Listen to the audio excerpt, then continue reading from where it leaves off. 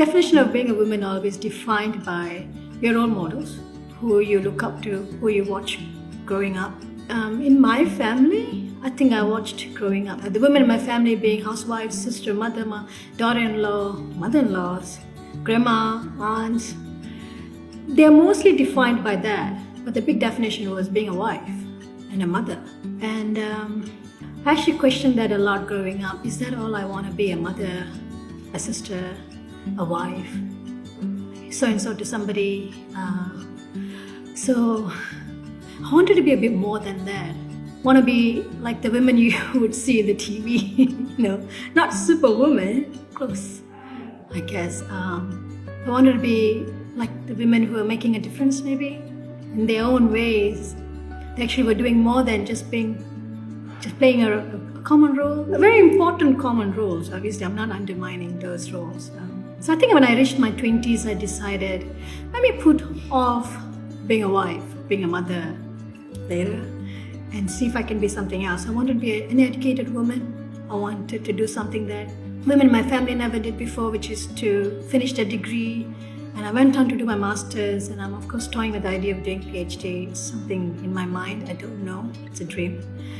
I want to be an educated woman. I wanted to be a beautiful inside-out woman, and I physically I took care of whatever I needed to overcome self-confidence, self-esteem, but deep inside, you're beautiful because of your values, because of what you believe in, what you want to do, what you want to leave behind, how you want to be seen and defined as. And now I question all that every day. So that kind of reflect in the work I do, what kind of work I need to do to match, those values. To me, what does it be a woman, even go a bit further in relationship to men? Do I have to be masculine? Do I have to be loud? Do I have to be strong? Does that define, equality to women, to men? I kind of feel that women often take on. And I think that didn't change me. I didn't have to be a man to do those work. I still am very much a very feminine, gentle, soft-spoken person, still doing those things. So I really constantly, I'm turning 40 this year, and I'm still finding out what it's like to be a woman and what kind of woman I want to be, what kind of woman I want to show my other siblings or my friends or people that look up to me to be one,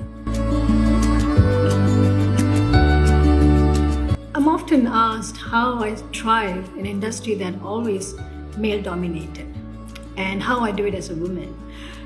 I think that has to change in a way. I feel like it's an old saying now that this is a male-dominated. But if you look at Oscar this year, of course, all the best directors are male, despite many films that come out directed by females. So that's still, I think the industry as per se hasn't changed in the big picture, but in Malaysia, believe it or not, a lot of women actually doing tremendous job. It's just that they're not out there. When you're behind the camera, whether you're men or women, you're actually often the unsung crew, not heroes rather, unsung crew. Actor and actresses often take the center stage. Your story takes the center stage. As a documented filmmaker, my subjects, the topic I explore, the issues that I talk about takes center stage. You often want to stay behind. So it is not male-centric, but the kind of roles that I take in this field are often done by men, like the camera. Like right here, all three crews are men, right?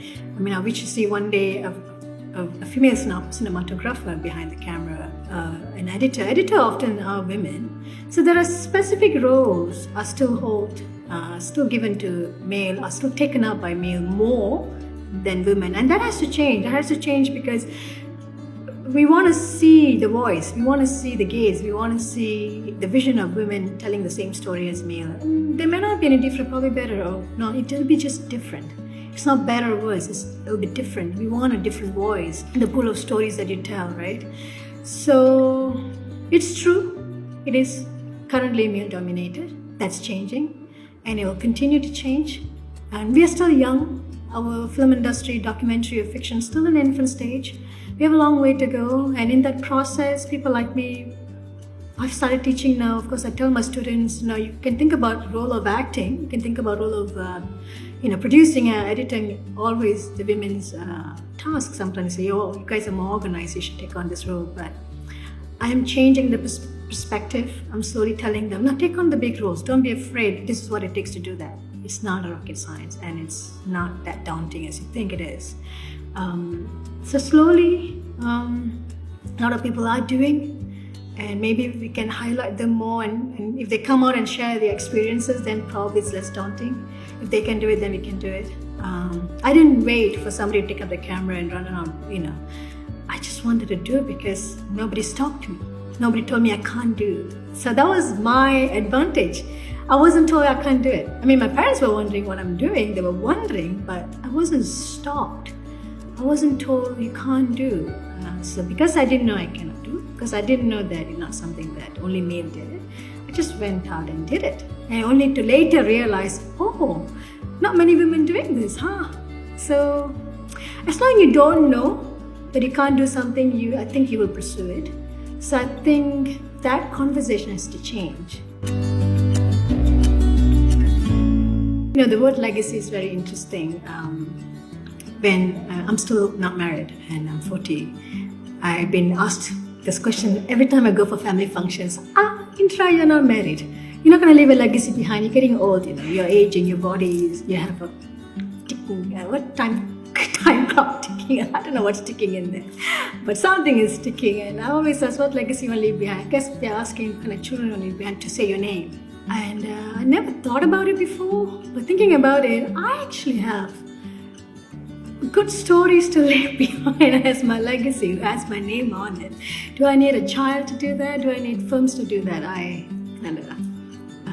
think I've resorted to have films to leave behind to tell my name. If they will, if they are not, it's fine. But my legacy is that I would continue to tell good stories. I'll continue to explore good people and share their stories, so their stories will reach the right audience and inspire more, and probably create hope, and probably create transformation or create change.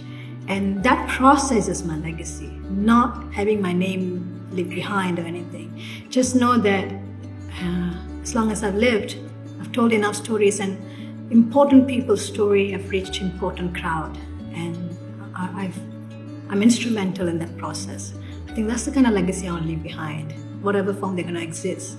Years to come, some voice has to be heard, and some of us have to go seek, find, and convince them that please share your story because it's important, and your life matters. What you've done may come across ordinary to you, but it's extraordinary to us looking at you. And I'm a messenger. As a documentary filmmaker, that's what I've come down to see myself as a messenger. As a person who takes an important work to the world, and I want to do that as best possible I can and as long as I can.